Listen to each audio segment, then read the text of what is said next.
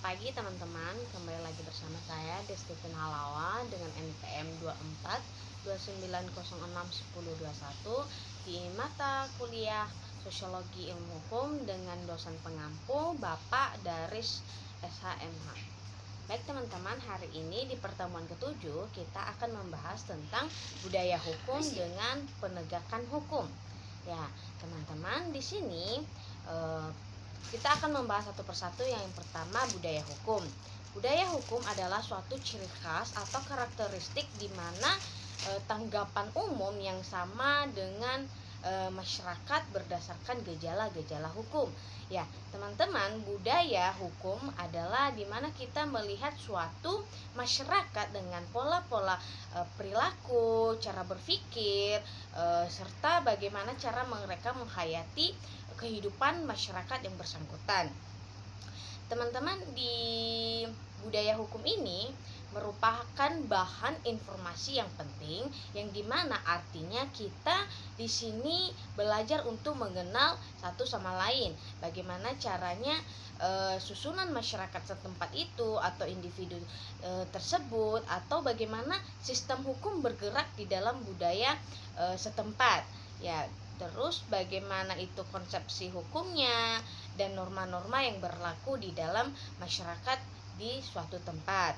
Teman-teman, budaya hukum bukan merupakan budaya pribadi ya teman-teman, melainkan budaya menyeluruh di dalam suatu masyarakat, yang dimana satu kesatuan sikap, perilaku, dan tidak terlepas dari keadaan masyarakat tersebut. Ya, teman-teman, tipe-tipe budaya-budaya hukum dikelompokkan menjadi 3, yaitu budaya parokial, budaya subjek, dan budaya partisipan. Ya, dimana teman-teman, budaya subjek ini yaitu cara berpikir suatu anggota masyarakat yang sudah ada. Contohnya, sudah timbul kesadaran hukum yang umumnya terhadap keluaran dari penguasa yang lebih tinggi. Sedangkan sifat budaya di dalam budaya partisipan teman-teman itu lebih mengutamakan dan membanggakan budaya hukum sendiri, atau menganggap hukum lebih baik daripada hukum budaya masyarakat setempat lain. Ya, teman-teman, kita masuk pada penegakan hukum di Indonesia.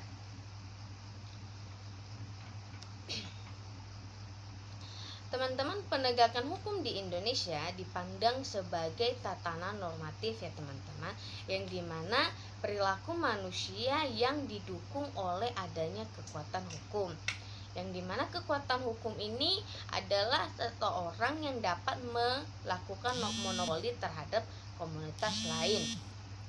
Teman-teman, negara tersusun atas pemerintahan yang bebas penduduk dan adanya kemampuan untuk melakukan interaksi dengan negara lain. Namun, penegakan hukum yang secara luasnya adalah yang menegakkan hukum dalam arti sempit hanya berarti polisi atau jaksa maupun abdi negara, yang kemudian diperluas sehingga mencangkup pola hakim, pengacara, ataupun lembaga pemasyarakatan, yang memberi arti penegakan hukum itu lebih memperhatikan, mengarahkan di dalam suatu masyarakat, baik itu perbuatan-perbuatan yang melawan hukum, norma-norma hukum, ataupun yang sungguh-sungguh terjadi di dalam hukum. Teman-teman, penegakan hukum merupakan rangkaian proses penjabaran ide dan cita hukum yang memuat nilai-nilai moral seperti keadilan, kebenaran di dalam bentuk-bentuk konkret yang mewujudkan suatu organisasi seperti polisi, kejaksaan, pengadilan, ataupun lembaga kemasyarakatan sebagai unsur klasik penegakan hukum yang dibentuk oleh negara. Teman-teman, secara konsepsialnya di dalam menegakkan hukum memiliki problema. Apa saja sih problemnya? Yaitu yang pertama ada problem pembuatan peraturan perundang-undangan. Yang kedua, ada masyarakat pencari kemenangan bukan keadilan. Yang ketiga, ada uang yang mewarnai penegakan hukum, yang dimana hukum bisa dibeli, teman-teman. Ini adalah problemnya. Yang keempat, ada penegakan hukum sebagai komoditas politik, penegakan hukum yang diskriminatif dan ewo-pekewuh. Yang kelima, ada lemahnya sumber daya manusia. Yang keenam, ada avokat tahu hukum versus avokat tahu koneksi. Ya, ini mengacu kepada pendekatan. Contohnya ada pendekatan lembaga ataupun seseorang yang bisa kita anggap sebagai tahu hukum. Yang ketujuh, ada penegakan hukum yang dipucu oleh media massa. Ya, teman-teman, problema yang saya jelaskan tadi adalah pemecahan ataupun solusi di negara yang hal ini diwakili pemerintah telah mengeluarkan kebijakan yang bertujuan untuk memperbaiki kinerja aparat penegak hukum di negara Indonesia yang anggarannya cukup memadai. Diharapkan dapat meningkatkan kepuasan dan sedapat mungkin mampu menjamin ketentraman dan kesejahteraan masyarakat maupun sosial. Dampak perkembangan politik hukum di Indonesia. Dampak ini, teman-teman, lebih dikenal dengan kebijakan dasar penyelenggaraan kebijakan negara dalam bidang hukum yang akan sedang dan telah berlangsung, yang sumbernya yaitu nilai-nilai yang berlaku dari masyarakat tersebut untuk mencapai tujuan negara yang dicita-citakan. Politik hukum suatu negara berbeda dengan negara lain. Hal ini sesuai dengan latar belakang sejarah, pandangan hidup, sosial budaya, dan political will dari masing-masing negara.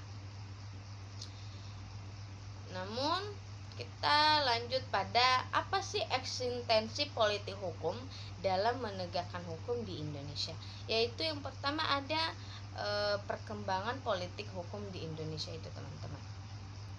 Yang dimana istilah ini pertama kali dikenal melalui buku seorang ahli yang bernama Plato yang berjudul Politeia, yang juga dikenal dengan Republik. Kemudian muncul karya Aristoteles yang berjudul Politeia, yang dimana konsep-konsep hukum yang berkembang merupakan kelanjutan dari hukum yang didasarkan pada kekuasaan politik yang sentral, yang dimana sistem lama ataupun yang notabe adalah liberal telah menimbulkan penyakit-penyakit sendiri seperti yang telah dikritik di Amerika pada tahun 1958. Ya, teman-teman, pada konteksnya pemberantasan politik ini bisa kita ambil contoh yaitu korupsi, yang sering dikatakan bahwa pengadilan telah menjadikan tempat perlindungan yang aman bagi para koruptor yang di dalam memandang atau berpendapat tentang hukum. Kita dapat melihat pada citra yang ada dan dibangun oleh hukum tersebut, yang dimana realitasnya, teman-teman, hukum mempresentasikan produk atau jasa yang dilakukan oleh lembaga penegak hukum selama ini, yang citra memprofesikan value dari presentasi dan kegagalan tersebut. Jadi, teman-teman, di dalam penegakan hukum ini, pokok bahasa atau inti dari ilmu politik ini yaitu ada negara, kekuasaan, pengambilan keputusan, kebijaksanaan, pembagian kekuasaan, dan alokasi hasil-hasil pembangunan. Politik hukum berkembang sejak tahun 17 Agustus 1945, yang dimana syarat dalam membuat politik penegakan hukum ini yaitu pertama, negara tersebut adalah negara merdeka. Yang kedua, negara tersebut mempunyai kedaulatan keluar dan di dalam di mana kedaulatan keluar itu yaitu negara lain sudah mengakui bahwa negara kita merdeka. sedangkan kedaulatan ke dalam merupakan diakui oleh seluruh warga negara tersebut, yang dimana sumber-sumber hukum bagi politik itu yaitu konstitusi, kebijakan tertulis atau undang-undang, serta kebijakan tidak tertulis. Yang dimana politik hukum di Indonesia dicantumkan dalam satu, konstitusi yang merupakan garis besar dalam politik hukum. Yang kedua, adanya kebijaksanaan sebagai pelengkap pemersatu.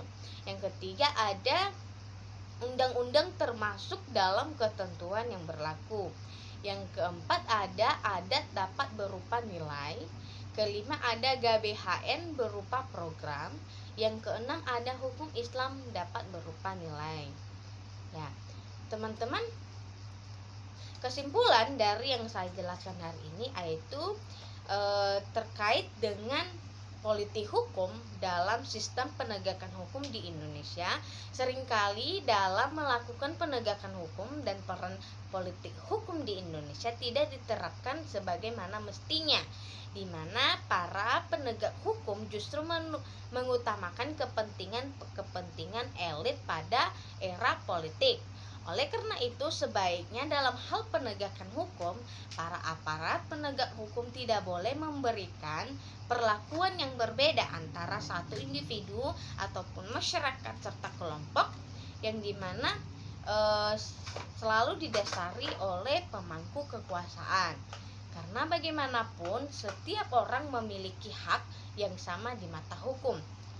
Sedangkan kesimpulan di dalam budaya hukum yaitu tanggapan saya tentang budaya hukum yaitu sistem hukum itu merupakan hubungan yang kait-mengkait di antara manusia, masyarakat, kekuasaan, dan aturan-aturan, yang dimana titik perhatian antropologi hukum pada perilaku manusia yang terlibat pada peristiwa hukum tersebut, yang dimana kaitan antara perilaku hukum manusia dengan budaya terletak pada tanggapan terhadap hukum yang ideologis dan hukum yang praktis dalam sudut pandang yang eklektika, di mana terlihat konseptual dan budayanya menunjukkan sikap yang nyata, yang terlihat merupakan refleksi dari nilai-nilai dan orientasi serta harapan pada seseorang ataupun kelompok. Demikian presentasi pertemuan 7 saya hari ini, teman-teman. Jika ada yang tidak dimengerti, bisa teman-teman searching ataupun membaca buku-buku filsafat dari Aristoteles ataupun Plato serta penemuan-penemuan ahli yang lainnya. Terima kasih teman-teman. Selamat pagi. Assalamualaikum warahmatullahi wabarakatuh.